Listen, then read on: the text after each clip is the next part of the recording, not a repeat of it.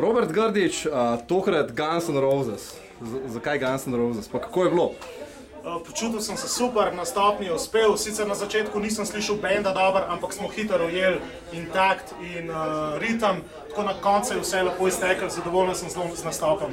Guns N' Roses sem pa zapel zato, ker vsi poznajo pa powerful komadje, pa kakor toliko imam podobno barvo Axlov. Tik pred nastopom si še govoril, da si imel nekaj malega težav z enim tonom, zdaj si ga ubil z nogo. Res je, to je bil problem samo, ker si nisem ogrel glasilke, potem sem se pred nastopom 20 minut, pol ure vzel in sem ga spil. Band, super band si imel zraven, Hamo, Buco, kdo, smo še koga pozabili?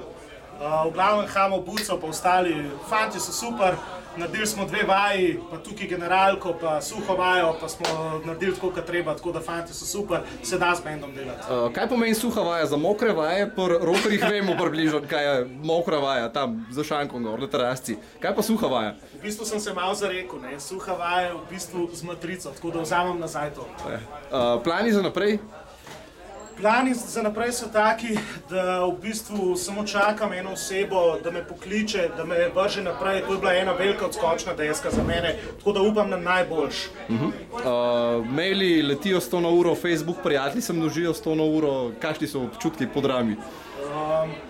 Ker v drami ni šlo vse gladko, ampak je šlo vse pa super, ne? Ja, v drami sem si napačen komad zbral, nisem imel matrice, malo me je trema uničila. Tukaj sem pa zbral pač ta pravi komad, band je super, prijatelji so super, na Facebooku sem dobil, ne, to je brez veze. Brez veze, ne? Kdo še rabi Facebook? Ampak da reči sama, prijava na talent se je splačala, si dobil to, po kar si prišel? Tako, da sem se prijavil na talent, se je zelo splačal, zadovoljen sem, nisem se obrukal, res sem vesel, no? Sem zadovoljen s tem, no? Se bi še kdaj prijavil. Rock on! Yeah! Baby!